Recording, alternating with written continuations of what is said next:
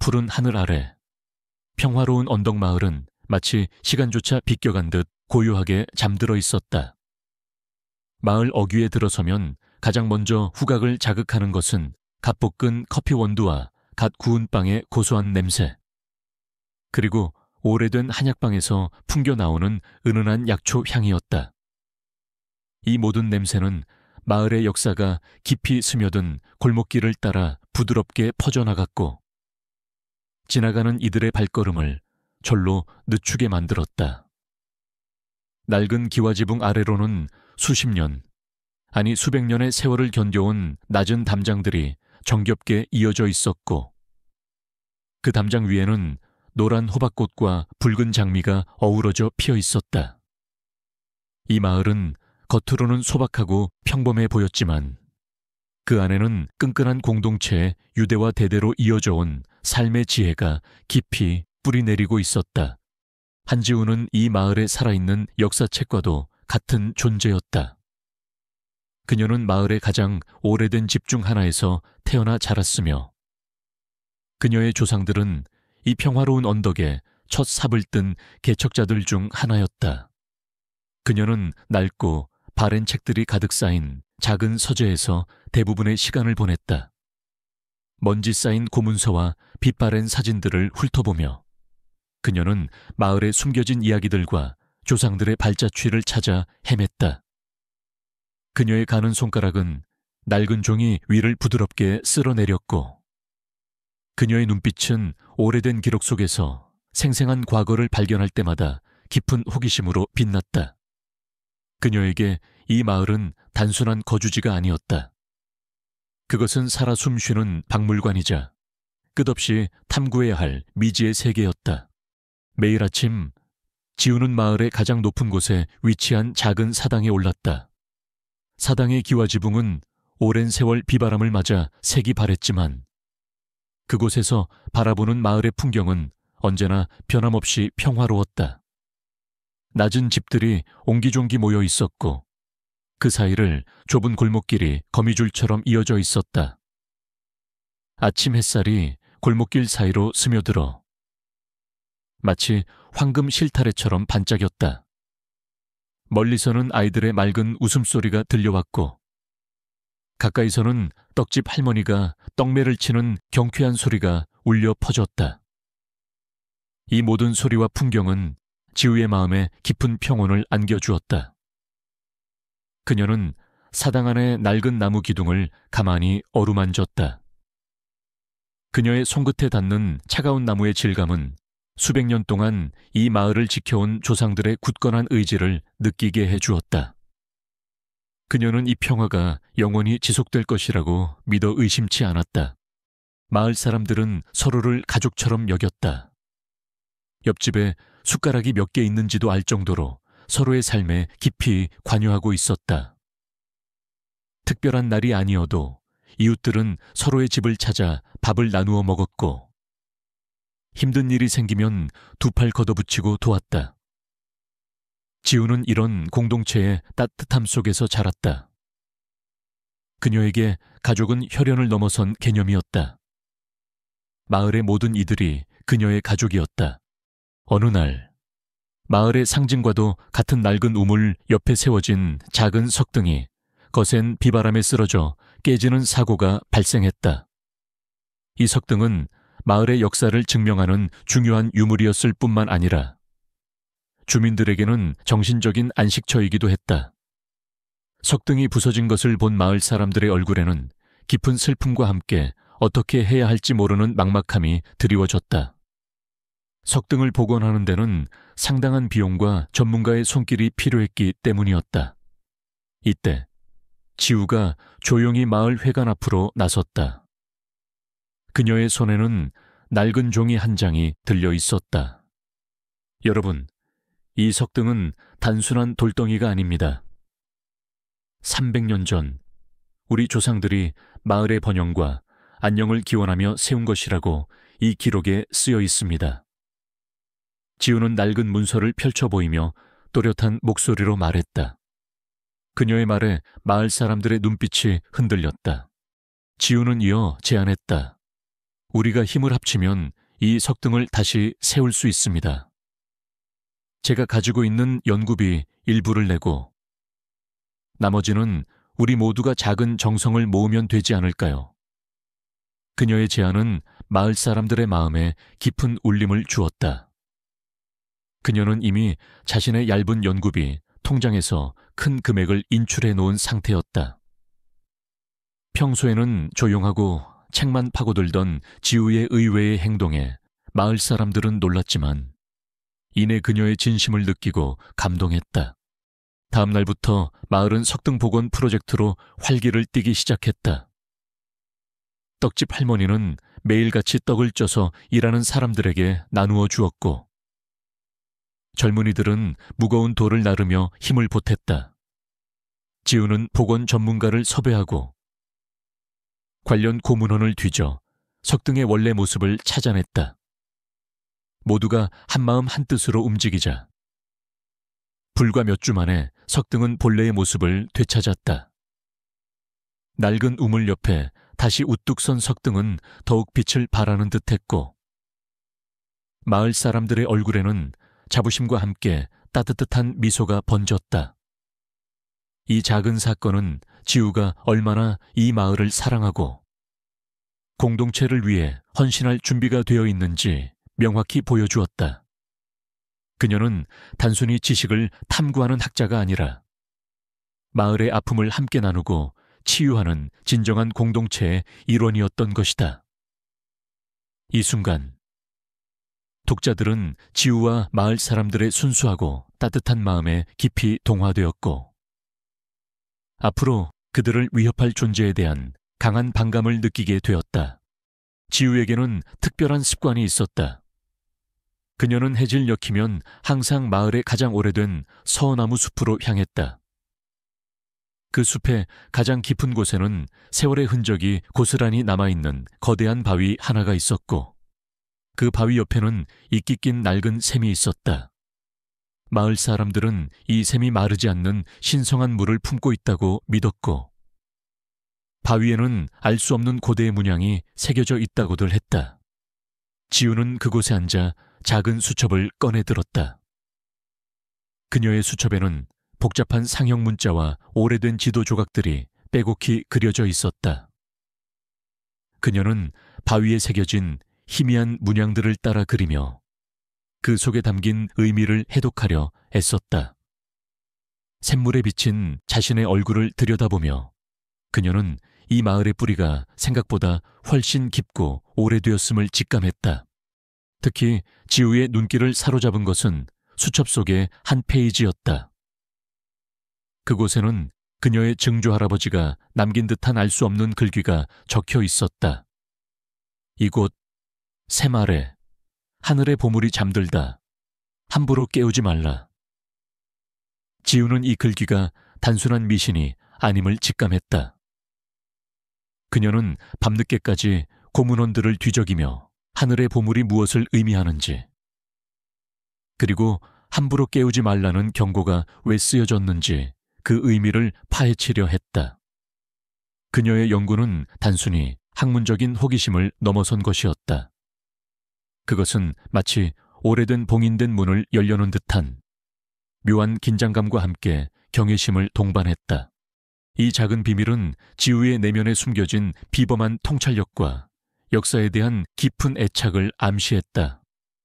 그녀의 지식은 단순한 암기가 아니라 과거와 현재를 잇는 통로이자 미래를 예측하는 열쇠가 될 잠재력을 지니고 있었다. 그녀는 이 마을에 숨겨진 비밀을 밝혀낼 운명을 타고난 듯했다. 숲의 고요함 속에서 지우는 자신이 세상의 거대한 퍼즐 조각을 하나씩 맞춰 나가고 있음을 어렴풋이 느끼고 있었다. 그녀의 손끝에는 오래된 종이의 질감이 그리고 그녀의 마음속에는 수백 년 전 조상들의 숨결이 생생하게 느껴졌다. 이 모든 것은 평화로운 언덕 마을의 아름다움 아래 숨겨진 거대한 운명의 서막이었다. 평화로운 언덕 마을의 평화는 마치 잔잔한 수면에 던져진 돌멩이처럼 예고 없이 찾아온 존재에 의해 산산이 부서졌다. 그 존재는 바로 황보건설 후왕바오젠 셰의 검은색 리무진이었다. 이른 아침, 아직 이슬이 채 마르지 않은 마을의 비포장 도로를 따라 위압적인 자태를 뽐내며 들어선 리무진은 마을 사람들의 호기심과 동시에 불길한 예감을 불러일으켰다. 차가 멈추고 문이 열리자 완벽하게 재단된 고급 양복을 입은 남자들이 내렸다.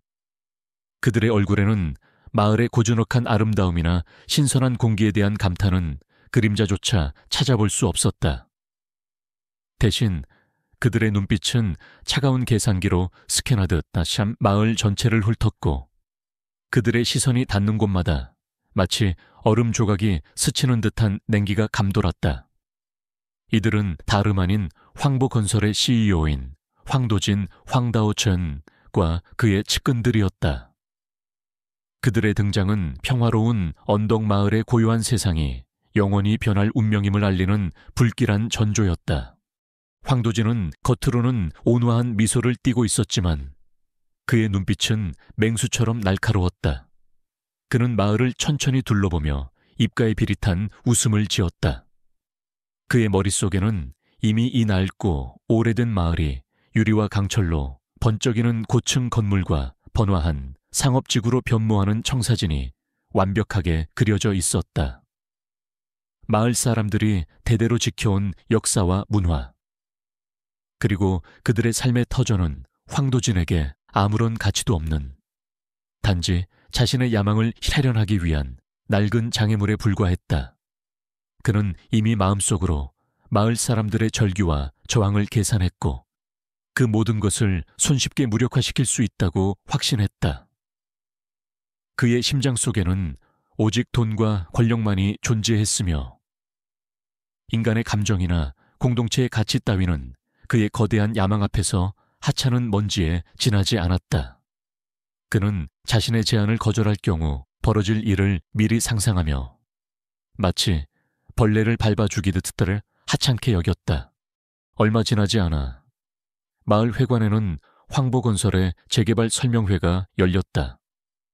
마을 사람들은 불안한 마음으로 회관에 모여들었고 지우 역시 맨 앞자리에 앉아 날카로운 눈으로 상황을 주시했다. 황도진은 연단에 올라 화려한 그래픽으로 치장된 조감도를 보여주며 마을의 찬란한 미래를 역설했다. 친애하는 주민 여러분, 저희 황보건설은 이 낙후된 지역에 새로운 생명을 불어넣고자 합니다. 최첨단 주거단지, 쇼핑몰, 그리고 국제적인 관광 명소를 건설하여 여러분의 삶의 질을 향상시키고 이 지역을 대한민국의 중심지로 만들 것입니다. 그의 목소리는 유려했지만 그 속에는 차가운 계산과 교활한 기만이 숨어 있었다. 그는 마을의 역사는 언급조차 하지 않았고 오직 경제적 이익만을 강조했다. 황보건설은 처음에는 파격적인 보상금을 제시하며 마을 사람들을 회유하려 했다. 시장 가격의 2배, 심지어 3배에 달하는 금액을 들먹이며 달콤한 유혹을 속삭였다. 일부 주민들은 흔들리는 모습을 보였다. 도시에서의 새로운 삶, 자녀들에게 더 나은 교육 환경을 제공할 수 있다는 막연한 희망이 그들을 유혹했다. 그러나 대다수의 주민들은 단호했다. 특히 어르신들은 황보건설의 제안을 단칼에 거절했다. 이곳은 우리 조상 대대로 물려온 땅이네 돈으로 살 수 없는 우리들의 뿌리이자 혼이 담긴 곳이야. 한 노인이 분노에 찬 목소리로 외쳤다. 그들의 말에는 흔들림 없는 굳은 신념과 함께 자신의 삶의 터전을 빼앗길 수 없다는 강한 의지가 담겨 있었다. 하지만 황보건설의 압박은 점차 노골적이고 잔인해졌다. 그들은 마을 인근의 토지를 헐값에 매입하기 시작했고 평화로운 언덕 마을을 섬처럼 고립시켰다. 마을로 통하는 유일한 도로를 막아버리거나 수도관을 끊고 전기 공급을 불안정하게 만드는 등 비열한 수법을 사용했다. 밤에는 낯선 사람들이 마을 주변을 서성거리거나 심지어 일부러 소음을 내어 주민들을 불안하게 만드는 일도 비일비재했다. 어느 날 새벽, 지우는 밖에서 들려오는 이상한 소리에 잠을 깼다. 창밖을 내다보니 어두운 그림자 몇몇이 마을의 상징과도 같은 서나무 숲으로 향하고 있었다. 지우는 심장이 멎는 듯한 공포를 느꼈지만 이내 용기를 내어 뛰쳐나갔다. 그녀는 그림자를 향해 소리를 질렀지만 그들은 비웃는 듯한 소리를 내며 미끄러지듯 어둠 속으로 사라졌다. 다음 날 아침, 마을 사람들은 숲 입구에 서 있던 수백 년 된 서나무 중 한 그루가 톱으로 찍힌 듯 깊게 패여 있는 것을 발견했다. 지우의 눈에는 분노의 눈물이 고였다. 그들에게는 이 나무가 그저 오래된 목재에 불과했지만 지우에게는 살아있는 증인이자 마을의 오랜 역사를 담은 신성한 존재였다. 법적인 압박도 시작되었다. 황보건설은 막강한 법무팀을 동원하여 교묘한 법률적 허점을 이용했다. 그들은 마을 소유권에 대한 분쟁을 제기하고 주민들을 상대로 끊임없이 소송을 걸었다. 마을 사람들은 소송 비용과 정신적 스트레스로 점점 지쳐갔다.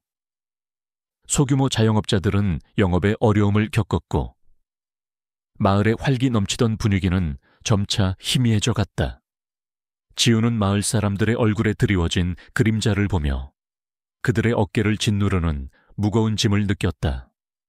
그녀는 작지만 강렬한 분노를 느꼈다. 어째서 힘없는 사람들이 이렇게 고통받아야 하는가? 어째서 그들의 삶이 짓밟혀도 되는가? 그녀의 마음속에 정의를 향한 갈망과 함께 이 불의에 맞서 싸워야겠다는 결심의 씨앗이 조용히 뿌리내리고 있었다. 황도진은 자신의 사무실에서 변호사들의 보고를 받으며 만족스러운 미소를 지었다. 그 시골뜨기들이 얼마나 버틸 수 있을지 두고 봐야지. 결국 돈 앞에서는 무릎 꿇게 돼 있어. 그의 목소리에는 권력의 오만함과 인간에 대한 경멸이 가득했다. 그는 마을 사람들의 저항을 단지 시간 문제로 여겼고 그들의 고통은 자신에게 아무런 의미도 없는 단지 목표 달성을 위한 작은 희생으로 간주했다. 그는 평화로운 언덕마을의 소박한 삶의 가치를 이해하지 못했고 오직 돈과 성공만이 세상을 지배하는 유일한 원리라고 믿었다. 그의 머릿속에는 이미 철거된 마을 부지 위에 초고층 빌딩이 솟아오르는 상상만이 가득했다.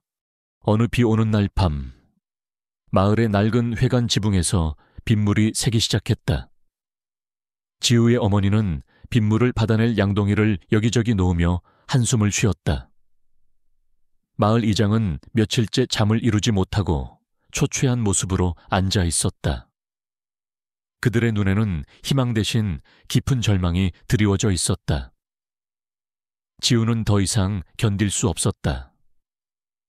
그녀는 차가운 빗물이 창문을 때리는 소리를 들으며 주먹을 꽉 쥐었다. 그녀의 마음에 맹세가 새겨졌다. 이대로 끝나지 않을 거야. 반드시 돌려받을 거야. 아니, 그보다 더 크게 돌려줄 거야.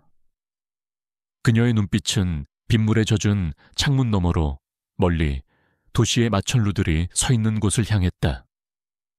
그 마천루들은 그녀에게 더 이상 동경의 대상이 아니었다. 그것은 그녀의 마을에 고통을 안겨준 거대한 악의 상징이었고 그 악과 맞서 싸워야 할 전쟁터였다.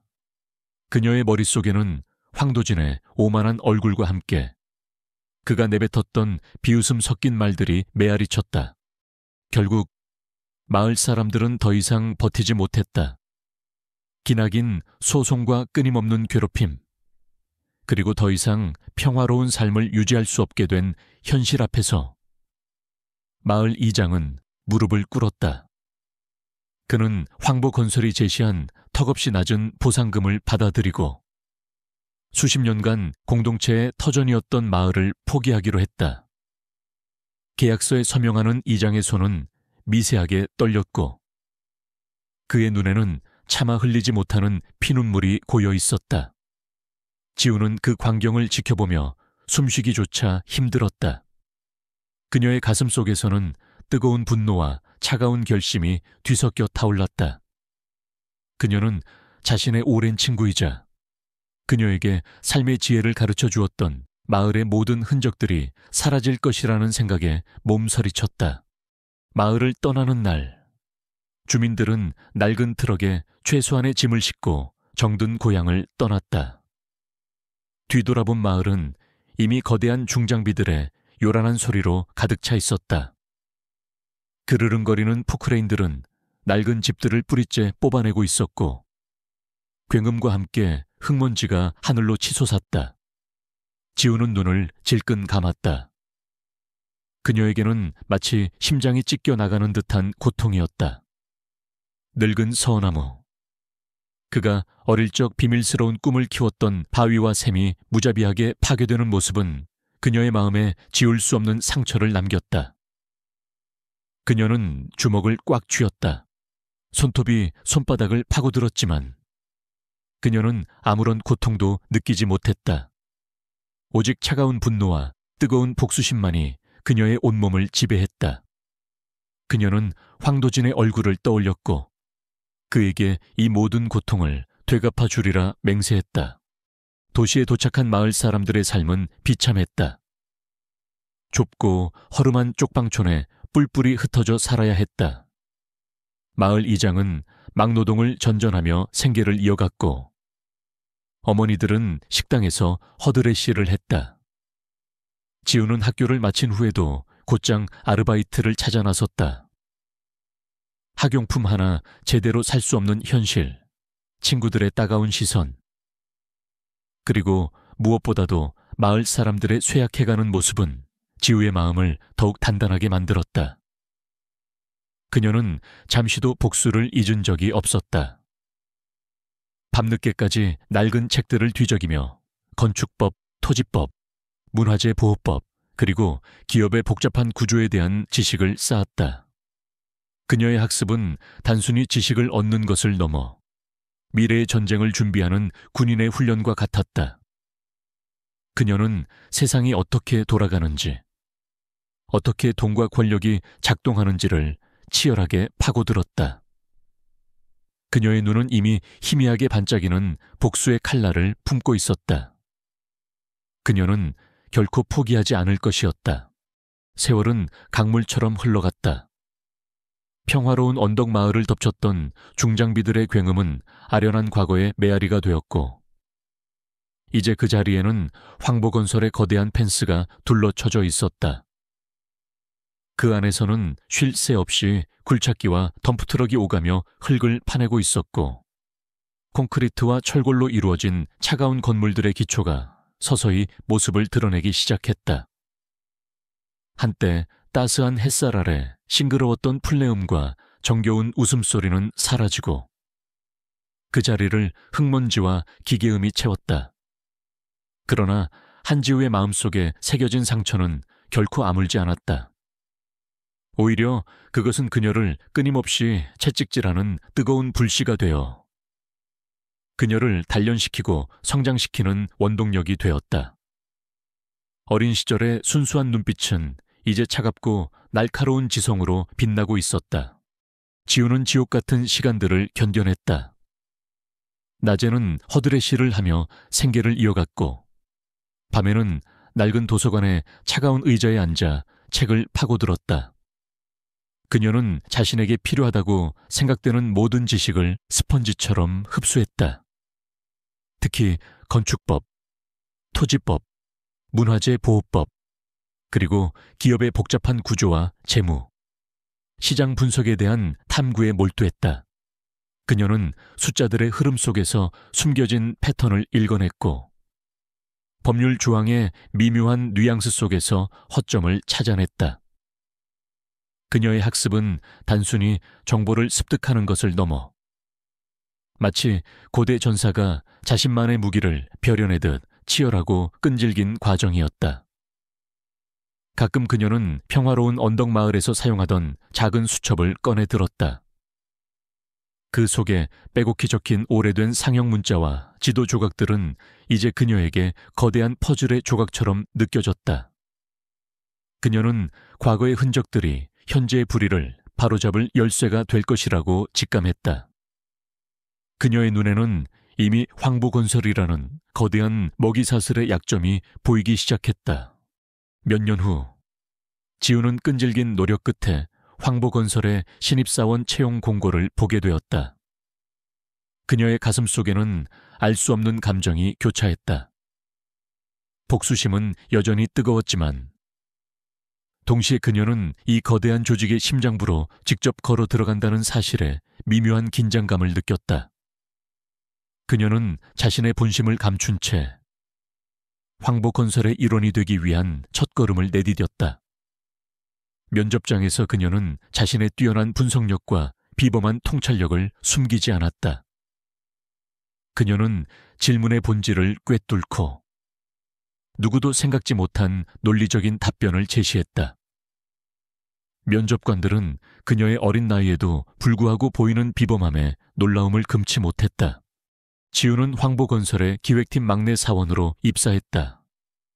그녀의 직위는 보잘것없었지만 그녀의 눈빛은 매 순간 모든 정보를 스캔하고 있었다. 그녀는 마치 거대한 미로 속에 던져진 탐험가처럼 복잡한 프로젝트 보고서와 회계 장부, 계약서들을 꼼꼼히 들여다보았다. 그녀는 숫자들의 배열 속에서 이상 징후를 감지했고 겉으로는 완벽해 보이는 계약서 이면에 숨겨진 함정을 찾아냈다. 황도진 CEO의 사진은 사무실 곳곳에 걸린 액자 속에서 여전히 오만한 표정을 짓고 있었다. 지우는 그 얼굴을 볼 때마다 평화로운 언덕 마을이 파괴되던 날의 끔찍한 기억을 떠올렸고 그녀의 복수심은 더욱 선명해졌다. 그녀의 옆자리에는 팀 내에서 고지식한 바위라는 별명으로 불리는 박 과장, 즉 박선우 포샨 유틸르가 있었다. 박선우는 회사의 오랜 관행과 비윤리적인 방식에 염증을 느끼고 있었지만 조직 내에서 자신의 목소리를 내기에는 역부족이었다. 그는 묵묵히 자신의 일을 처리하며 부패한 상사들의 지시에 따르는 척했지만 그의 마음속에는 늘 정의에 대한 갈망이 숨어 있었다. 박선우는 조용히 지우를 관찰했다. 그녀의 날카로운 눈빛과 남다른 업무 처리 방식은 그에게 깊은 인상을 주었다. 그는 지우가 자신과는 다른 무언가 특별한 능력을 가진 인물임을 직감했다. 어느 날 기획팀은 황보건설이 야심차게 추진하던 신규 주택, 단지 프로젝트에서 예상치 못한 문제가 발생하여 비상이 걸렸다.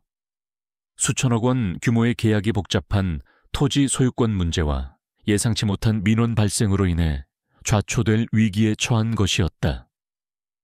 기획팀 직원들은 밤샘 작업을 하며 문제 해결에 매달렸지만 누구도 명확한 해결책을 제시하지 못했다. 회의실은 침묵과 절망적인 한숨으로 가득 찼다. 팀장과 임원들의 얼굴에는 초조함이 역력했다. 이 프로젝트의 실패는 황보건설 전체에 막대한 손실을 입힐 수 있는 중대한 사안이었다. 바로 그때 평소에는 그림자처럼 조용히 자신의 자리에서 작업하던 지우가 조용히 손을 들었다. 그녀의 목소리는 차분했지만 그 속에는 단호함이 깃들어 있었다. 제가 한번 검토해봐도 되겠습니까? 모두의 시선이 지우에게로 향했다. 그들은 막내 사원이 감히 이런 중대한 회의에 끼어든 것에 놀라움과 동시에 약간의 불쾌감을 드러냈다. 특히 팀장은 지우의 건방진 행동에 불쾌한 표정을 지었다. 하지만 상황은 너무나 절박했고 지푸라기라도 잡는 심정으로 팀장은 고개를 끄덕였다. 박선우 과장의 눈빛에는 미묘한 기대감이 스쳐 지나갔다. 지우는 대형 스크린에 띄워진 복잡한 토지 등기부등본과 계약서, 그리고 민원 서류들을 훑어보기 시작했다. 그녀의 눈빛은 평소와 달리 강렬하게 빛났다. 마치 복잡한 암호를 해독하듯. 그녀는 수많은 숫자들과 법률 용어들 사이를 오가며 빠르게 핵심을 파악했다. 불과 몇 분 만에 그녀는 모두가 놓치고 있던 미세한 토지 경계선의 오류와 과거 조상들이 남긴 토지 사용권에 대한 맹점을 정확히 짚어냈다. 이 프로젝트 부지 중 일부는 과거 소유주의 복잡한 가족 관계 때문에 경계가 불분명하게 설정되어 있습니다. 그리고 이곳에 이전에 살았던 주민들의 관습적 이용권이 명확히 해소되지 않았습니다. 하지만 만약 우리가 이 관습적 이용권의 법적 해석을 다르게 하고 동시에 인근의 국유지를 활용하는 방안을 고려한다면 민원을 해결하고 프로젝트를 다시 추진할 수 있습니다. 지우의 제안은 간결했지만 그 논리는 너무나 명확하고 완벽했다. 회의실에 있던 모든 사람들은 충격에 휩싸였다. 특히 팀장은 경악을 금치 못했다. 불과 몇 분 전까지 절망에 빠져 있던 그들의 눈빛에 희미한 희망이 깃들기 시작했다. 지우는 화이트보드, 앞으로 나아가 복잡한 토지 경계선을 다시 그리고 관련 법률 조항들을 명확히 제시하며 자신의 주장을 뒷받침했다. 그녀의 손놀림은 거침이 없었고 그녀의 목소리에는 확신이 담겨 있었다. 그녀는 마치 거대한 법률 시스템을 손안에 쥐고 흔드는 노련한 전략가 같았다. 박선우는 그런 지우를 보며 조용히 감탄했다. 그의 직감이 틀리지 않았던 것이다. 그 순간 회의실 문이 조용히 열리고 황도진 CEO가 들어섰다. 그는 항상 중요한 순간에 나타나 자신의 존재감을 과시하곤 했다.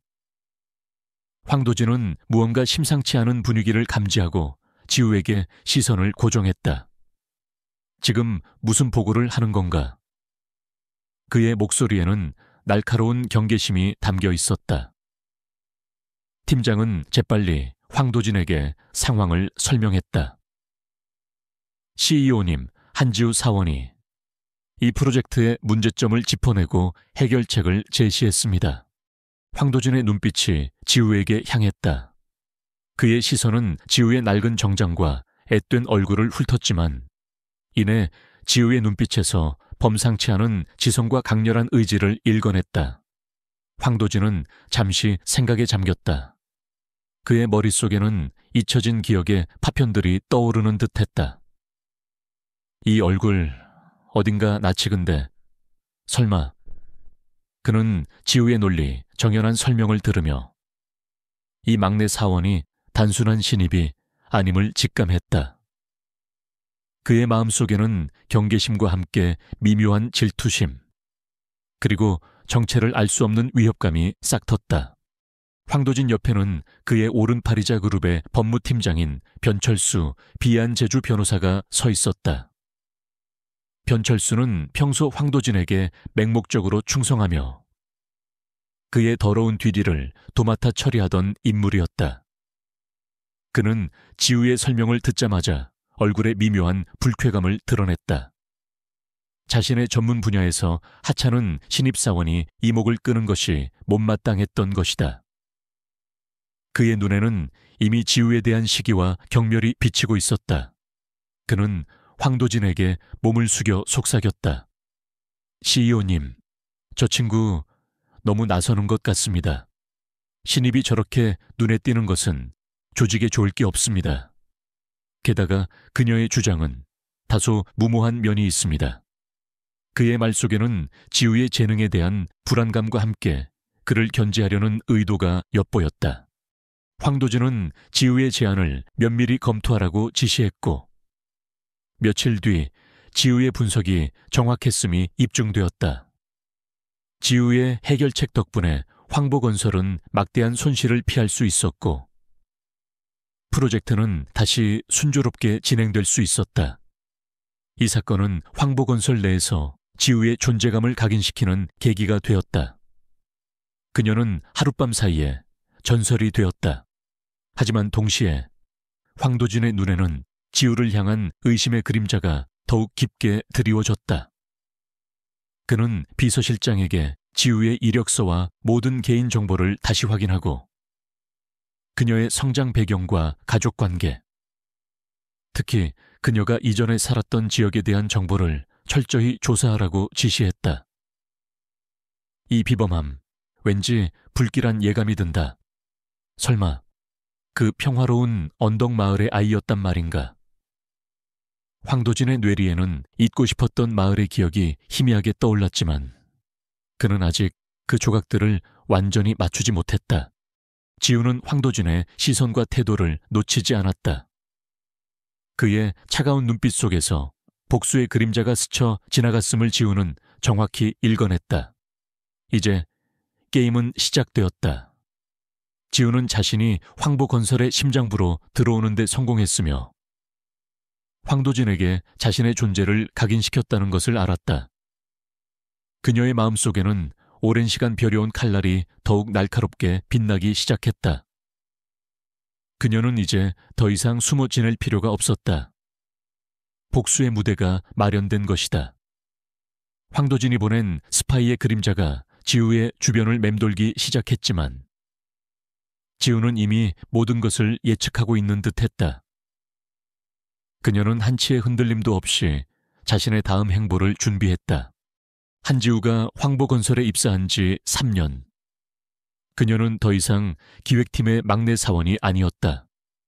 그녀의 비범한 재능과 끈질긴 노력은 그녀를 빠르게 승진시켰고 이제 그녀는 황도진 CEO 바로 아래의 핵심 요직에까지 오르게 되었다.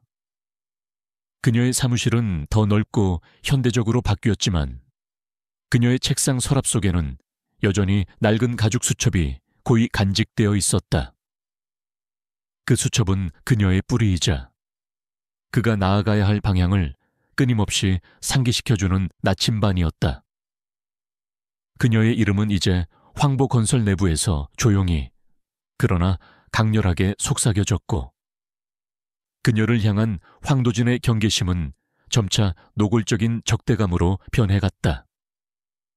황도진은 그녀가 황보건설 내부에 또 다른 촉매가 되어 자신에게 위협이 될 것이라고 직감했다.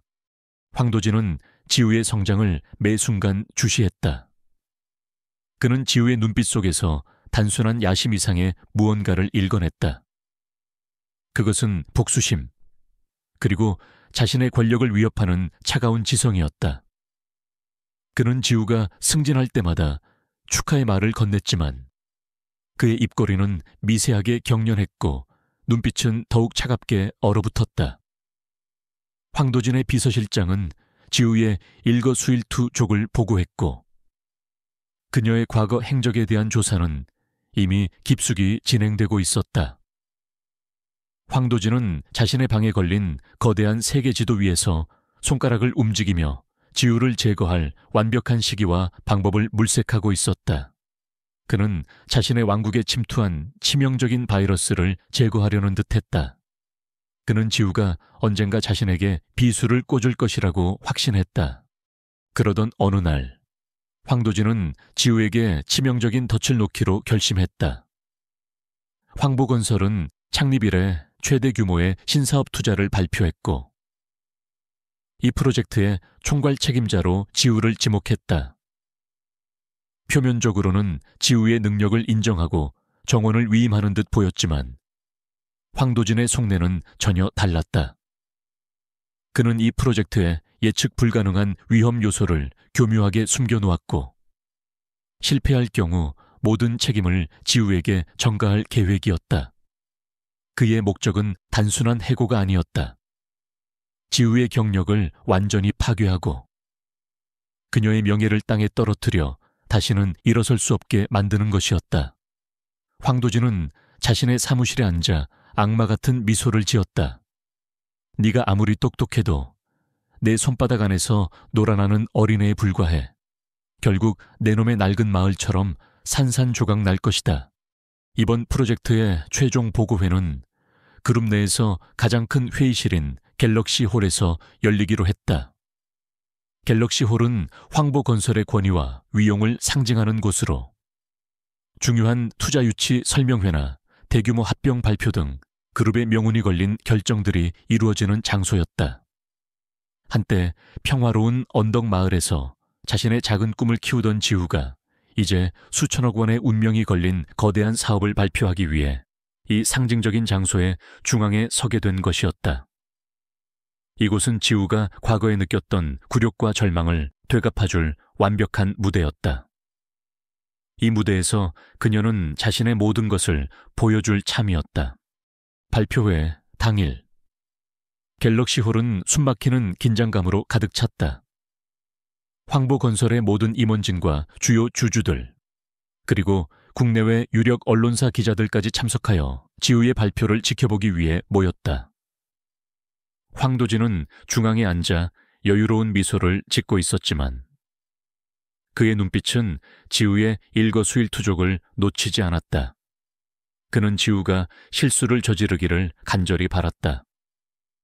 황도진의 옆자리에는 그의 충실한 오른팔인 변철수 법무팀장이 앉아 있었는데 그의 얼굴에는 승리자의 확신과 함께 지우에 대한 비웃음이 어렸다. 그는 지우가 어떤 난관에 부딪히게 될지 미리 알고 있는 듯했다. 변철수는 황도진의 가장 비밀스러운 명령까지도 충실히 수행하는 인물이었기에 그는 이 모든 계획의 일부였다. 지우는 연단에 섰다. 수많은 시선이 그녀에게 집중되었지만 그녀의 표정은 흔들림 없이 차분했다. 그러나 그녀의 심장은 조용히 그리고 빠르게 뛰고 있었다. 그녀는 이 순간이 단순한 프로젝트 발표가 아니라 자신의 모든 것을 걸어야 할 최후의 시험이라는 것을 본능적으로 알고 있었다. 프로젝트의 핵심은 황보건설이 거액을 투자하여 개발한 신기술을 활용한 스마트 시티 건설의 시장성 예측과 투자 회수율에 대한 분석이었다. 황도진은 이 신기술에 대한 과장된 정보를 흘려 지우가 잘못된 판단을 내리도록 유도했지만 지우는 이미 그의 의도를 꿰뚫고 있었다. 그녀는 황도진이 심어놓은 교묘한 함정, 즉 외부에서는 알 수 없는 특정 시장의 불투명성과 경쟁사의 잠재적 진입 위험을 정확히 간파했다. 그녀는 평화로운 언덕 마을에서 얻은 지혜로 겉으로 화려해 보이는 모든 것 뒤에는 반드시 그림자가 숨어 있다는 것을 깨달았다. 발표가 시작되자 지우는 준비된 슬라이드를 넘기며 유창하게 설명을 이어갔다. 그녀의 목소리는 명확하고 논리적이었으며 복잡한 재무 데이터와 시장 분석 자료들을 누구라도 이해하기 쉽게 풀어냈다. 그녀는 마치 과거의 늙은 서어나무 아래에서 마을의 역사적 흐름과 숨겨진 비밀을 예측하던 어린 시절의 모습처럼 거대한 시장의 흐름을 자신의 손바닥 안에서 읽어내는 듯했다. 청중들은 지우의 탁월한 분석 능력과 자신감 넘치는 태도에 점점 빠져들었다. 박선우 사장, 이제는 지우의 든든한 조력자이자 가장 신뢰하는 동료가 되었다. 은 객석에 앉아 흐뭇한 미소를 짓고 있었다. 그는 지우가 얼마나 성장했는지, 그리고 그녀가 이 모든 것을 위해 얼마나 많은 노력을 해왔는지 누구보다 잘 알고 있었다. 하지만 발표 중간, 황도진은 준비된 질문을 던지며 지우를 궁지로 몰았다. 한지우 팀장, 방금 제시한 스마트 시티의 예상 수익률은 지나치게 낙관적인 것 아닙니까? 최근 이와 유사한 해외 스마트 시티 프로젝트에서 실패 사례가 여럿 보고되었습니다만 그의 목소리에는 비꼬는 듯한 어조가 담겨 있었고 청중들의 시선은 다시 지우에게로 향했다. 지우의 얼굴에 잠시 스치는 미세한 떨림을 황도진은 놓치지 않고 쾌재를 불렀다. 그는 지우가 이 질문에 당황하여 무너질 것이라고 확신했다. 지우는 당황한 기색 없이 차분하게 황도진의 질문을 받아쳤다. CEO님, 그 부분에 대해 심도 깊은 분석을 마쳤습니다. 제가 말씀드린 수익률은 단순히 표면적인 데이터가 아닌 미시적인 시장의 특수성과 저희 황보건설이 보유한 핵심 기술의 독점성을 고려한 수치입니다. 더불어 해외 실패 사례들은 해당 지역의 특성, 즉 문화적 요인과 주민들의 수용성이 충분히 고려되지 않았기 때문이라고 판단됩니다. 저희 프로젝트는 이러한 점을 철저히 분석하여 주민 친화적인 스마트 시티를 구현할 계획입니다. 지우는 이어 추가적인 데이터와 그래프를 제시하며 자신의 주장을 뒷받침했다. 그녀는 황도진이 숨겨놓은 독점 기술에 대한 정보까지 간파하고 있었던 것이다. 그녀의 답변은 빈틈이 없었고, 오히려 황도진의 질문을 역이용하여 자신의 계획의 완벽성을 강조했다. 상황은 더욱 긴박해졌다. 황도진은 최후의 카드를 꺼냈다. 그는 변철수 변호사와 눈빛을 교환했고, 변철수는 자리에서 일어나 냉랭한 목소리로 말했다. 한지우 팀장의 보고서는 매우 인상적입니다. 하지만 이 프로젝트에는 아직 해결되지 않은 중대한 법적 문제가 하나 남아 있습니다. 바로 프로젝트 부지의 지질학적 불안정성에 대한 문제입니다. 최근 보고된 자료에 따르면 해당 부지는 예상보다 지반이 약하여 대규모 건축물 건설 시 막대한 추가 비용과 안전 문제가 발생할 수 있습니다. 이 경우 투자 회수율은 팀장의 예측치를 크게 밑돌 수밖에 없습니다. 이에 대한 대책은 무엇입니까? 변철수는 서류 뭉치를 흔들며 지우를 압박했다. 이 지질학적 문제는 황도진이 지우를 궁지로 몰기 위해 미리 숨겨놓은, 외부에서는 알 수 없는 치명적인 약점이었다. 그는 이 정보를 극비에 붙였고 지우가 결코 알 수 없을 것이라고 확신했다. 회의실에는 다시 정적이 흘렀다. 기자들의 카메라 플래시가 터지고 임원진의 얼굴에는 초조함이 역력했다. 이 질문은 지우가 예상하지 못했을 것이라고 모두가 생각했다. 지우의 옛 이웃이자 그녀가 마을에 대한 애정을 보여주었던 박 할머니가 객석 맨 앞줄에 앉아 불안한 눈빛으로 지우를 바라봤다. 그는 홀로 거대한 그림자와 맞서 싸워야 하는 상황에 놓였다. 박 할머니는 지우를 위해 기도하듯 두 손을 모으고 있었다. 지우는 심호흡을 했다. 그녀의 시선은 황도진의 오만한 얼굴을 잠시 스쳤다가 이내 천장에 매달린 대형 시계로 향했다. 보고서 마감 시간까지 남은 시간은 단 5분. 이 5분 안에 이 거대한 위협을 극복하고 모두를 설득해야 했다. 시간은 빠르게 흘러갔고 그녀의 어깨에는 수천억 원의 미래와 가족, 그리고 평화로운 언덕마을의 명예가 걸려 있었다. 그녀의 손에는 낡은 가죽 수첩이 땀으로 축축했다. 이제 그녀는 더 이상 물러설 곳이 없었다. 그녀는 이 순간을 위해 모든 것을 준비해왔다. 지우의 심장은 격렬하게 요동쳤지만 그녀의 외면은 여전히 돌처럼 차분했다. 그녀는 황도진의 교활함에 놀랐지만 동시에 그의 어리석음에 미소를 지었다. 황도진이 숨겨놓은 마지막 함정까지 그녀는 이미 간파하고 있었던 것이다. 이 순간 지우는 어린 시절 늙은 서나무 아래에서 세상의 이치를 깨닫던 작은 아이가 아니었다. 그녀는 냉철한 전략가이자 불굴의 의지를 가진 복수의 화신이었다. 갤럭스 홀의 모든 시선은 그녀에게 집중되었고 시간은 마치 멈춘 듯 느리게 흘러갔다. 그녀의 운명, 그리고 황보건설의 미래가 이 5분에 달려 있었다. 지우는 마이크를 잡고 승리의 서막을 알리는 마지막 발언을 준비했다. 갤럭시 홀은 숨막히는 침묵 속에 잠겨 있었다. 변철수 변호사의 마지막 질문, 즉 프로젝트 부지의 지질학적 불안정성이라는 치명적인 함정이 한지우의 목을 죄어오는 듯했다.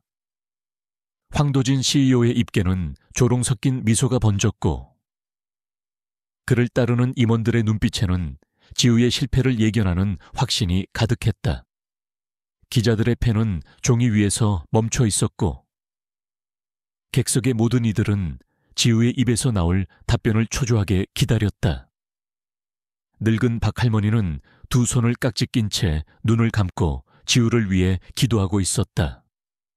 시간은 멈춘 듯 흘렀고 회의실의 공기는 유리 조각처럼 날카로웠다.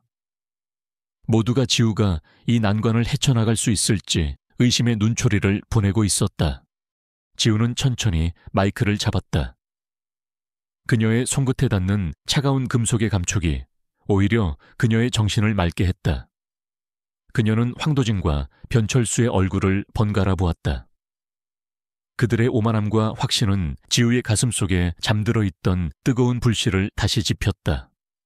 그녀는 길게 숨을 들이쉬고는 마치 오랜 시간 준비해온 연극의 대사를 읊듯이 또렷하고 나직한 목소리로 입을 열었다. 변철수 변호사님의 우려에 대해 충분히 이해합니다. 사실 저 역시 이 프로젝트의 가장 큰 위험 요소가 바로 부지의 지질학적 불안정성이라고 판단했습니다. 그래서 지난 몇 달간 이 문제에 대한 모든 가능성을 검토하고 대비책을 마련했습니다. 지우의 말에 황도진의 미소가 순간 굳어졌다. 변철수의 눈썹이 미세하게 꿈틀거렸다. 그들은 지우가 이 정보를 결코 알 수 없을 것이라고 확신했기에. 그녀의 말은 그들에게 엄청난 충격으로 다가왔다. 회의실 곳곳에서 웅성거림이 터져나왔다. 지우는 그들의 당황스러움을 감지하며 준비된 마지막 슬라이드를 스크린에 띄웠다. 스크린에는 복잡한 지질조사 데이터와 함께 놀랍게도 그녀의 낡은 수첩에 그려져 있던 것과 흡사한 고대 상형 문자와 지질 단면도가 함께 나타났다. 저희 황보건설이 확보하려는 특정 부지는 현지 국가의 건축법상 특정 집안 안정성 기준에 미달할 가능성이 있었습니다. 변 변호사님께서 지적하신 대로 이 문제 때문에 건설 비용이 천문학적으로 증가하거나 심지어 프로젝트 자체가 불가능해질 수도 있었죠. 지우는 잠시 말을 끊고 회의실을 둘러보았다. 모든 시선이 그에게 집중되어 있었다. 그녀의 목소리는 차분했지만 그 속에는 숨길 수 없는 확신이 담겨 있었다. 하지만 저는 과거 평화로운 언덕마을의 역사적 기록, 특히 저희 조상 대대로 전해 내려오는 지질학적 지식에 주목했습니다. 저희 마을에는 대대로 땅의 숨결을 듣는 자라 불리는 이들이 있었고, 그들은 땅의 미세한 진동과 변화를 읽어내는 능력을 지녔습니다. 저는 그들의 지혜가 담긴 오래된 기록과 제가 직접 수년에 걸쳐 연구한 데이터를 결합하여 놀라운 사실을 발견했습니다. 황도진의 얼굴은 이미 핏기 없는 회색으로 변해 있었다. 변철수 변호사는 경악한 표정으로 자신의 서류를 뒤적였지만 지우가 제시한 고대 지질학적 지식과 그들이 놓쳤던 땅의 숨결에 대한 정보는 분명 그들의 최첨단 기술과 데이터로는 분석할 수 없었던 부분이었다. 황도진은 그가 숨겨놓은 함정이 완벽하다고 확신했지만 지우는 그 함정 아래에 또 다른 깊은 함정을 파놓았던 것이다. 그것도 그가 짓밟았던 마을의 지혜를 이용해서 말이다. 저는 이 고대 지질학적 지식을 바탕으로 오늘 새벽 5시 30분 프로젝트 부지의 가장 깊은 곳, 즉 과거 평화로운 언덕마을의 서나무 숲 아래 낡은 샘 옆에서 놀라운 것을 발견했습니다. 지우의 목소리는 더욱 단호해졌다. 그녀는 스크린의 다음 페이지를 넘겼다. 그곳에는 고고학자들이나 볼 수 있을 법한 거대한 지하 동굴의 단면도와 함께 동굴 내부에서 발굴된 듯한 유물의 사진들이 나타났다. 그리고 가장 충격적인 것은 동굴 내부의 특정 지점에서 흘러나오는 지하수 메간의 흐름도였다. 이것은 단순한 지하 동굴이 아닙니다. 이 동굴은 수십만 년 전 형성된 고대 지층의 단면이자 저희가 찾던 지하수맥의 근원이었습니다. 이 지하수맥은 현재 저희가 추진하는 스마트시티 부지의 지질 불안정성을 유발하는 주요 원인이자 동시에 천연자원으로 활용될 수 있는 거대한 잠재력을 지닌 곳입니다. 지우는 설명을 이어갔다. 저희 팀은 이 지하 동굴의 존재를 미리 예측하고 지난 몇 주간 극비리의 정밀 탐사를 진행했습니다. 그리고 방금 전 이 지하수맥이 지닌 놀라운 특성을 최종적으로 확인했습니다. 민주는 스크린의 다음 페이지를 넘겼다. 그곳에는 화학 분석 결과와 함께 지하수맥에서 추출된 액체가 보여주는 특별한 에너지 전도성과 미네랄 성분에 대한 보고서가 나타났다. 이 지하수맥은 일반적인 지하수가 아닙니다. 특정 미네랄 성분이 고농도로 함유되어 있어 첨단 에너지 저장 및 전도체로서의 잠재력을 지니고 있습니다. 만약 우리가 이 지하수맥을 단순히 피해야 할 위험 요소가 아닌 새로운 에너지원으로 활용한다면 스마트 시티의 전력 공급 문제를 해결하고 나아가 미래 친환경 에너지 시장을 선도할 수 있는 엄청난 기회를 얻게 될 것입니다. 이는 지질 불안정성 문제를 해결하는 동시에 프로젝트의 투자 가치를 최소 300% 이상 끌어올릴 수 있는 혁신적인 방안입니다. 회의실은 경악과 놀라움으로 가득 찼다. 방금 전까지 지우를 의심하고 황도진을 지지했던 사람들의 얼굴은 경이로움과 존경심으로 바뀌었다. 그들은 일제히 일어나 박수를 쳤고 그 박수 소리는 마치 천둥처럼 갤럭시홀을 가득 메웠다. 어떤 이들은 눈물을 글썽였고 어떤 이들은 감격에 겨워 지우의 이름을 연호했다. 지우의 승리는 단순히 개인적인 성공이 아니라 정의가 살아있음을 보여주는 상징적인 순간이었다. 평화로운 언덕 마을에 가해졌던 불의가 이 자리에서 명백하게 밝혀지고 있었다. 황도진과 변철수는 완전히 넋이 나간 채 자신의 눈앞에 펼쳐진 현실을 믿을 수 없다는 표정이었다. 그들의 모든 기만과 음모는 지우의 압도적인 통찰력과 준비성 앞에서 산산조각 났다. 황도진은 자리에서 일어섰다. 그의 얼굴은 잿빛으로 변했고 입에서는 아무 말도 나오지 않았다. 그는 마치 영혼이 빠져나간 허수아비 같았다. 그의 옆에 있던 변철수 변호사는 땀을 비오듯 흘리며 뒷걸음질 쳤다. 그들은 지우라는 존재를 너무나도 과소평가했고 그 대가를 혹독하게 치르고 있었다. 황도진은 자신의 오만함과 탐욕이 자신을 파멸로 이끌었음을 깨달았다. 그는 지우의 눈빛에서 어린 시절 평화로운 언덕 마을을 빼앗기던 그 작은 아이의 얼굴을 다시 보았고 그 아이가 자라 자신에게 복수하기 위해 얼마나 오랜 시간 이를 갈았는지 뒤늦게 깨달았다. 그에게 가장 소중했던 돈과 권력이 바로 그가 무시했던 역사와 지혜에 의해 무너지는 비극적인 순간이었다.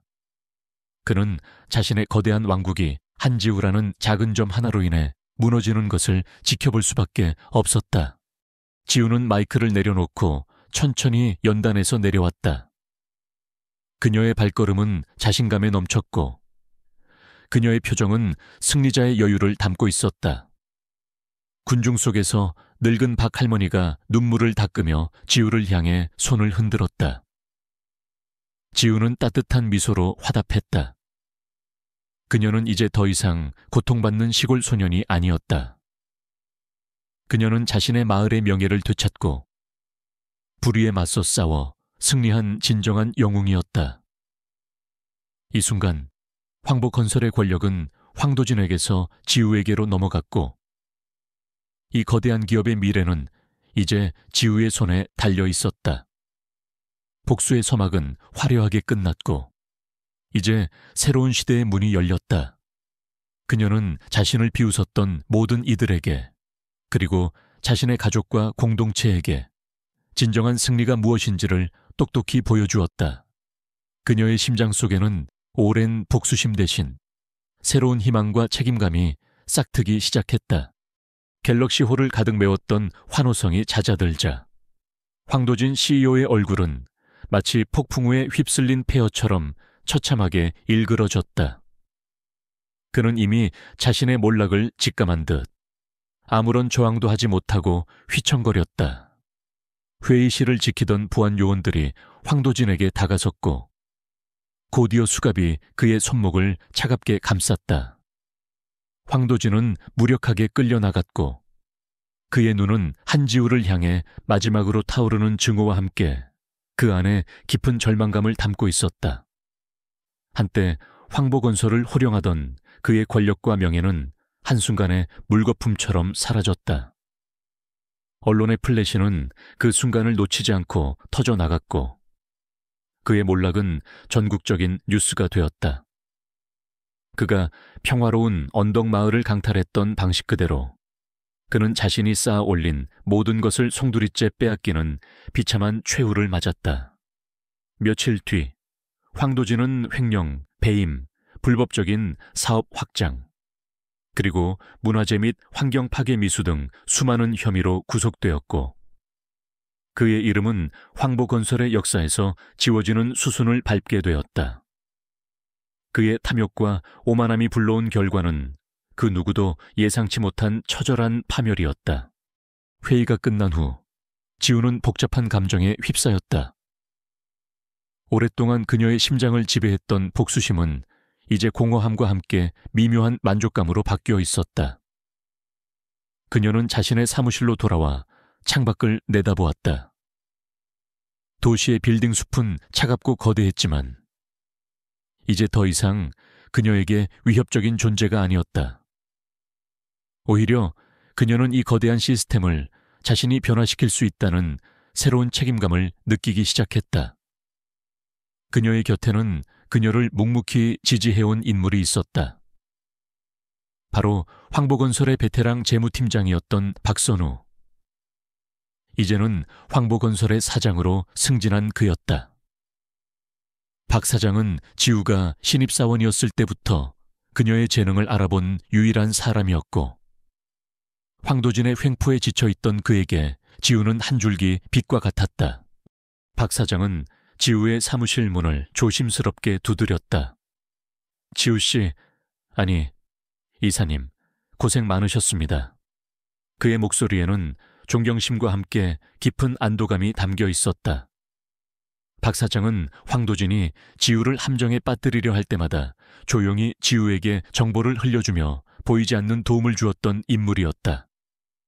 그는 지우가 황도진을 무너뜨리는 과정을 지켜보며 정의가 결국 승리할 수 있음을 확인하고 깊은 감동을 받았다. 지우는 박 사장에게 따뜻한 미소를 지었다. 사장님 덕분입니다. 사장님이 아니었다면 저는 여기까지 오지 못했을 겁니다. 지우의 말에는 진심이 담겨 있었다. 박 사장은 황도진의 감시 속에서 위험을 무릅쓰고 지우를 도왔던 것이다. 박 사장은 고개를 저으며 말했다. 아닙니다. 지우 씨의 실력과 용기가 이 모든 것을 해낸 겁니다. 하지만 이제부터가 진짜 시작입니다. 이 거대한 그룹을 바꾼다는 것은 쉽지 않을 겁니다. 그의 눈빛은 지우의 새로운 도전에 대한 염려와 기대를 동시에 담고 있었다. 지우는 박 사장과 함께 황보건설의 미래에 대해 심도 깊은 대화를 나누기 시작했다. 그녀는 더 이상 복수심에 사로잡힌 젊은이가 아니었다. 그녀는 자신의 재능과 권력을 오직 올바른 방향으로만 사용하겠다고 다짐했다. 그녀의 첫 번째 목표는 황보건설의 비윤리적인 경영 관행을 뿌리 뽑고 투명하고 지속 가능한 기업으로 변화시키는 것이었다. 그녀는 그룹 내부에 만연했던 부패와 편법을 척결하기 위한 대대적인 감사에 착수했고 불법적인 사업 구조를 모두 재정비했다.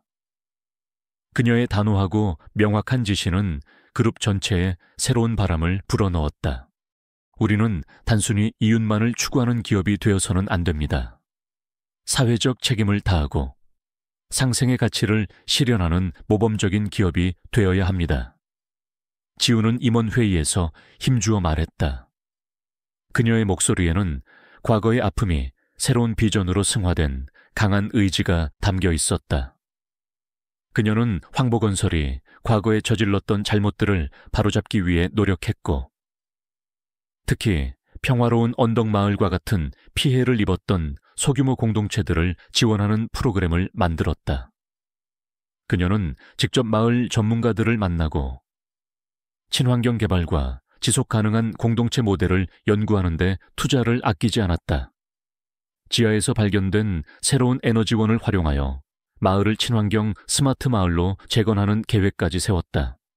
지우에게 가장 의미 있는 변화는 바로 가족이었다.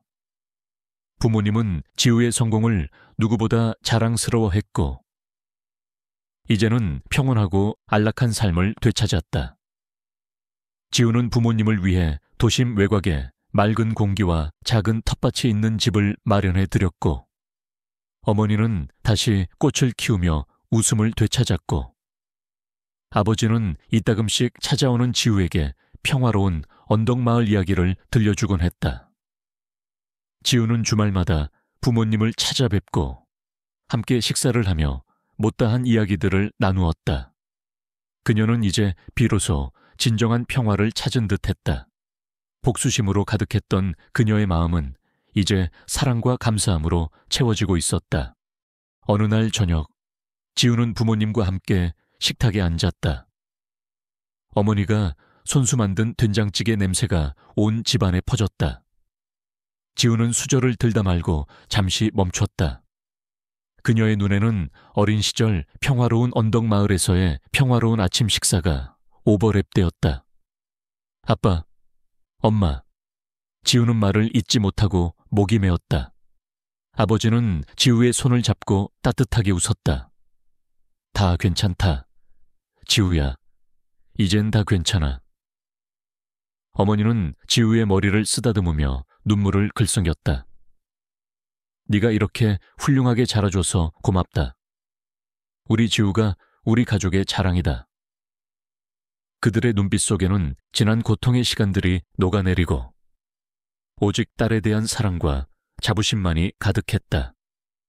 이 순간 지우는 자신이 단순히 복수를 이룬 것이 아니라 가족의 명예를 되찾고 그들에게 진정한 안식과 행복을 선물했다는 것을 깨달았다. 지우는 황보건설의 옛 평화로운 언덕마을 부지에 새로운 프로젝트를 시작했다. 그곳에는 더 이상 차가운 건설 현장의 모습이 남아있지 않았다. 대신 그녀는 그곳에 대규모 친환경 에너지 연구 단지와 함께 마을 주민들의 삶과 역사, 그리고 자연이 어우러지는 시민공원을 조성하기로 결정했다. 공원 한쪽에는 평화로운 언덕 마을의 상징이었던 늙은 서나무의 후손격인 어린 서나무 한 그루를 심었다. 그녀는 이 공간이 과거의 아픔을 치유하고 미래를 향한 희망을 심는 장소가 되기를 바랐다. 지하에서 발견된 특별한 지하수맥은 이 연구단지의 핵심 동력이 되어 친환경 에너지 기술 개발의 선두주자가 되었다. 이곳은 과거 우리 가족에게서 빼앗겼던 땅이자 많은 이들에게 아픔을 주었던 곳입니다. 이제 이 땅은 희망과 성장의 상징이 될 것입니다. 지우는 착공식에서 이렇게 말했다. 그녀의 목소리에는 연설자의 카리스마와 함께 깊은 인간적인 울림이 담겨 있었다. 박선우 사장, 이제는 지우의 가장 든든한 조력자가 된 그는 지우의 옆에 서서 자랑스러운 미소를 짓고 있었다. 그는 지우가 단순한 복수자를 넘어 진정으로 세상을 변화시킬 리더로 성장했음을 확신했다. 마을을 떠났던 주민들 중 많은 이들이 다시 이 고향 땅으로 돌아와 새로운 삶의 터전을 일구기 시작했다. 그들은 지우의 노력 덕분에 빼앗겼던 터전을 다시 되찾을 수 있었다. 그날 저녁, 지우는 박 사장과 함께 조용히 차를 마셨다. 사장님, 복수라는 것이 제게는 삶의 전부였습니다. 그런데 막상 이루고 나니 생각했던 것과는 조금 다르네요. 지우는 솔직하게 자신의 감정을 털어놓았다. 박 사장은 온화한 미소를 지었다. 그것이 삶의 이치입니다. 지우 씨, 복수는 허무함을 남길 수 있지만 그 복수가 정의를 바로 세우고 더 나은 세상을 만드는 동기가 된다면 그것은 이미 복수 이상의 가치를 지니는 것이죠.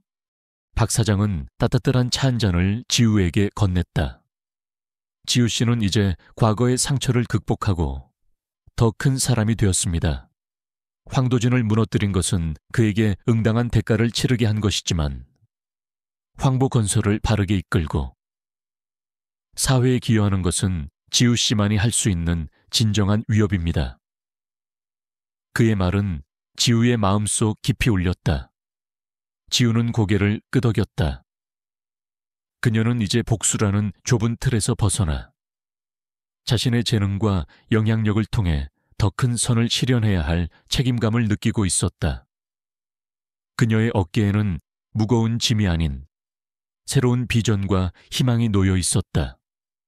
그녀는 비로소 진정한 평화를 얻었음을 깨달았다. 그녀의 마음속에는 평화로운 언덕 마을의 흙내음이 다시 피어나는 듯했다.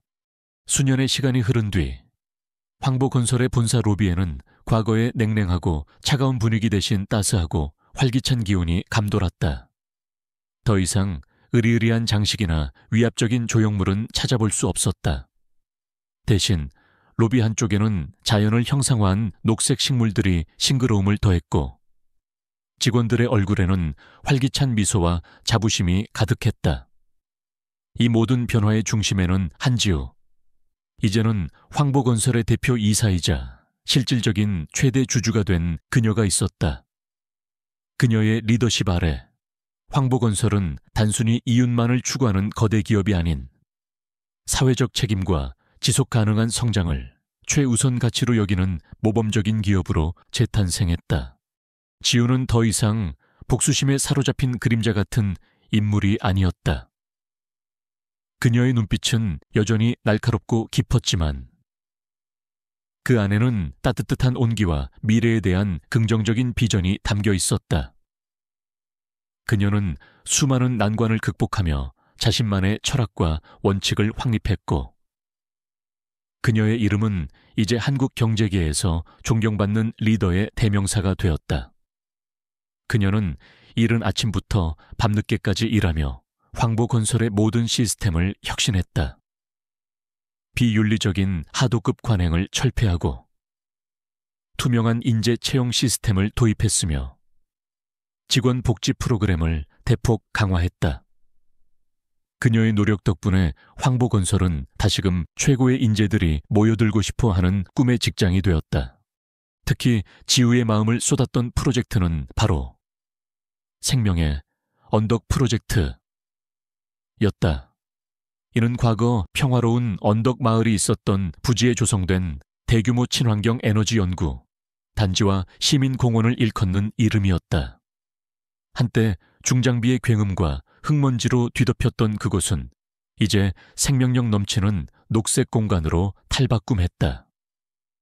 연구 단지에서는 지하에서 발견된 특별한 지하 수맥을 활용한 최첨단 친환경 에너지 기술과 지속 가능한 농업 연구가 활발히 진행되었고 시민공원에는 다양한 종류의 나무와 꽃들이 심어져 사계절 내내 아름다움을 뽐냈다. 공원 한쪽에는 지우가 직접 심은 어린 서어나무 한 그루가 굳건히 서 있었다.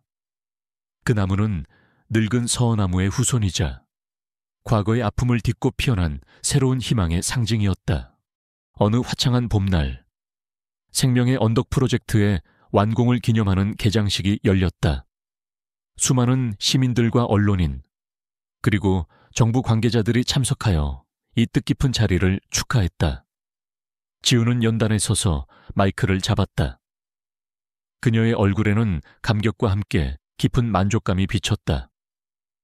이곳은 단순히 건물을 짓고 나무를 심은 공간이 아닙니다.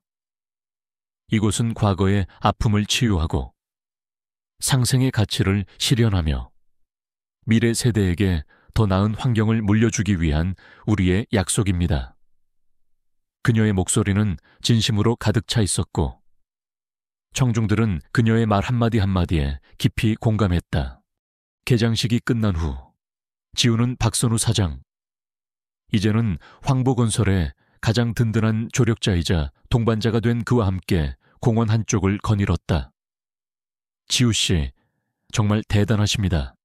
당신은 단순히 기업을 되찾은 것이 아니라 우리 모두에게 희망을 보여주셨습니다. 박 사장은 감격스러운 목소리로 말했다. 그의 눈에는 존경과 함께 지난 세월 지우의 곁을 지키며 함께했던 고단함과 보람이 교차했다. 지우는 미소 지으며 어린 서나무를 바라보았다. 사장님, 이 나무는 제게 많은 것을 가르쳐 주었습니다. 뿌리가 깊어야 흔들리지 않는다는 것을요. 지우의 부모님은 공원 개장식의 맨 앞줄에 앉아 딸의 연설을 지켜보았다. 어머니는 손수건으로 눈물을 훔쳤고 아버지의 얼굴에는 말할 수 없는 자부심이 가득했다. 그들은 딸이 단순히 부자가 된 것이 아니라 그들의 아픔을 승화시켜 더 큰 가치를 창조했음에 감격했다. 행사가 끝난 후 지우는 부모님에게 다가가 따뜻하게 안아드렸다. 엄마, 아빠, 이제 정말 행복하죠? 지우의 목소리는 한없이 부드러웠다.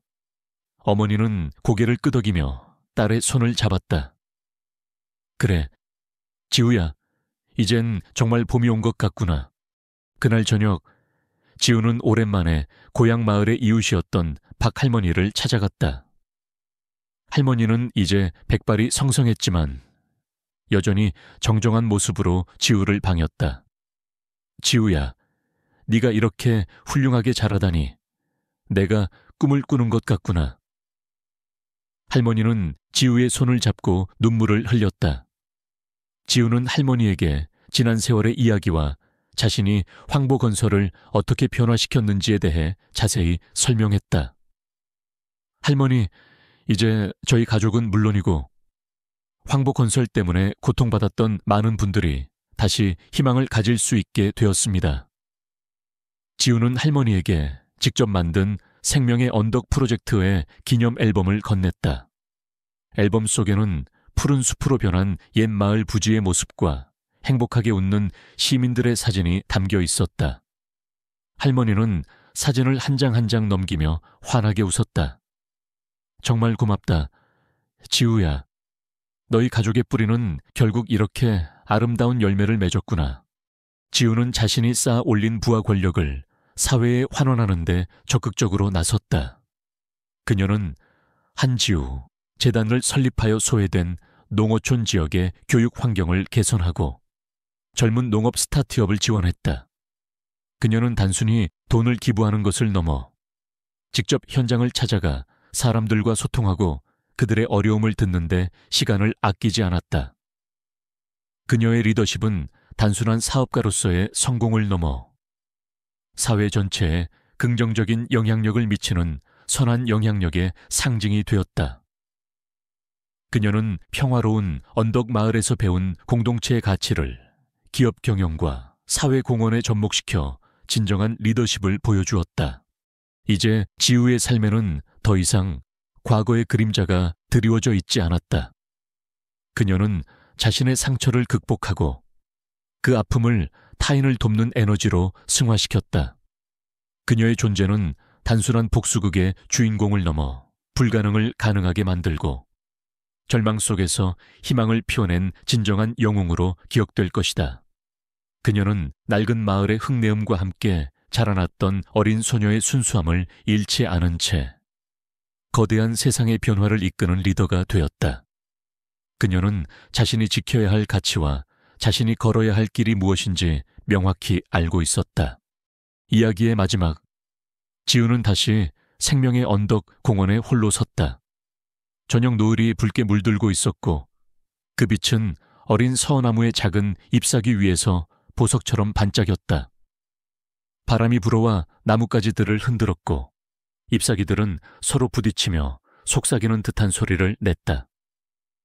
그 소리는 마치 과거 늙은 서나무 아래에서 들었던 바람소리, 가족의 웃음소리, 그리고 세상의 모든 생명들이 내쉬는 조용한 숨소리처럼 느껴졌다. 지우는 눈을 감고 깊이 숨을 들이마셨다. 그녀의 가슴 속에는 평화와 감사가 가득했다. 그녀는 자신이 이룬 모든 것들이 단순히 물질적인 성공이 아니라 가족의 사랑과 희생, 그리고 이 땅에 대한 변치 않는 애정에서 비롯되었음을 깨달았다. 그녀는 이제 흙으로 돌아간 마을처럼 겸손하고 강인하며 세상에 좋은 영향력을 전파하는 존재가 되었다.